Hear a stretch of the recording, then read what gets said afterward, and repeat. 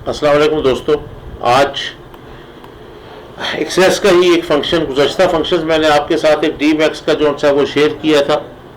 आपने अगर वो वीडियो देखी है ठीक है, नहीं देखी तो ऊपर मौजूद आई कार्ड को आप क्लिक करके उस वीडियो को आप देख सकते हैं।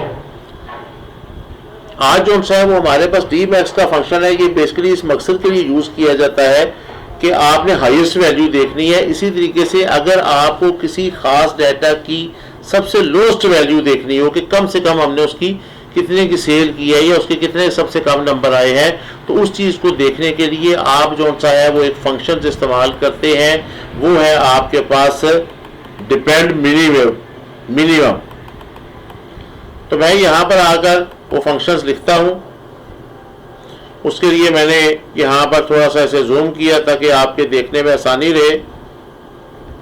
यहाँ पे मैं लिख लेता हूँ लो वैल्यूज। ये मैंने आकर एक फील्ड बनाई। जब भी एमएस एक्सेस में फील्ड बनाते हैं, कॉलन का साइन लगाते हैं कि ये हम एक नई फील्ड क्रिएट कर रहे हैं। अब आपने जो सा है वो DMIN मिनिमम वैल्यूज को तलाश करना है। ये लिखा, ये फंक्शन है। फंक्शन के बाद हमेशा ब्रैकेट्स आती है। फिर आपने सबसे पहले यहाँ पे मेंशन करना है कि आप किस चीज़ के अंदर, किस फील्ड के अंदर मिनिमम वैल्यूज देखना चाहते हैं। तो हम अमाउंट में देखना चाहते हैं। आपने ये फील्ड नेम इन्वर्टेड कॉमास में लिखना है। फिर उसके बाद कॉमा लगा के सेपरेट करेंगे और इसके बाद आपने वो टेबल नेम बताना है जिस टेबल में से आप सर्च कर रहे हैं या जिस टेबल में ये फील्ड मौजूद है। तो आपके पास यहाँ पे वो जो सा है परचेजिंग रिकॉर्ड्स के हवाले से है। तो आपने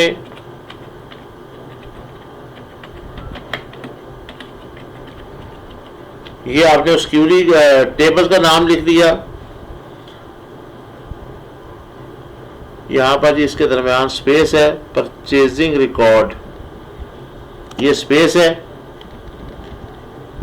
इसके बाद आपने फिर कॉमा लगाकर इसे सेपरेट किया और सेपरेट करने के बाद आप उस अमाउंट्स वाले जो आपके पास है, अमाउंट्स के कॉलम्स में आप सबसे कम वैल्यूज देखना चाहते हैं। परचेजिंग रिकॉर्ड्स के टेबल में किस फील्ड का डाटा देखना चाहते हैं, तो आप वहां पे उस आदमी का रिकॉर्ड मेंशन करेंगे फील्ड नेम के साथ। तो हम कहते हैं जी जिसकी हमारे पास आइटम कोड जो सा है, इस आइटम कोड के अंदर जो बराबर हो हमारे पास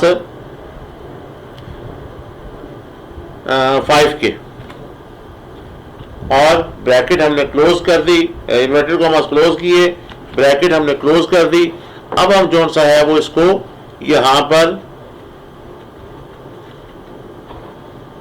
रन करके देखते हैं। तो ये हमारे पास जो सा है वो उसकी लोएस्ट वैल्यू जो सी है वो हमें बता रहा है।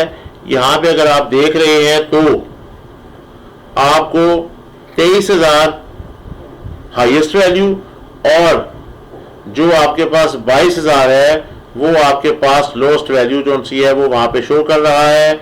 हमने ये आइटम कोड में आकर सिर्फ शो करवा दिया है 5 को ताकि हमें उसका रिकॉर्ड नजर आए। तो अब अगर आप ये देखते हैं, ये रिकॉर्ड 5 है, इसमें आपके पास सबसे लोएस्ट वैल्यूज 22,500 है और हाईएस्ट 23,000 है। तो जब आपने डी मैक्स यूज किया तो आपने हाईएस्ट को ढूंढा, मैक्सिमम को ढूंढा, डिपेंड करके किसी खास रिकॉर्ड्स पे।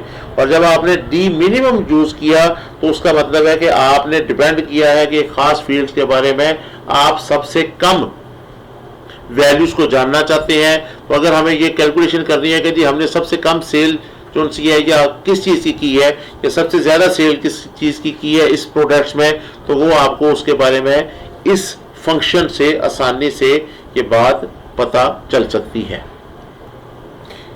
इसी तरीके से जो आपने यहाँ पे इस्तेमाल किया है, ये साइन, ये इज इक्वल टू का साइन है। इसने क्या किया कि एग्जैक्ट हमें उसी के बारे में बताया कि जो 5 के बराबर है। लेकिन अगर आप इस फंक्शंस को चेंज के साथ इस ऑपरेटर्स को चेंज करना चाहते हैं तो आप इस ऑपरेटर्स को जो सा है वो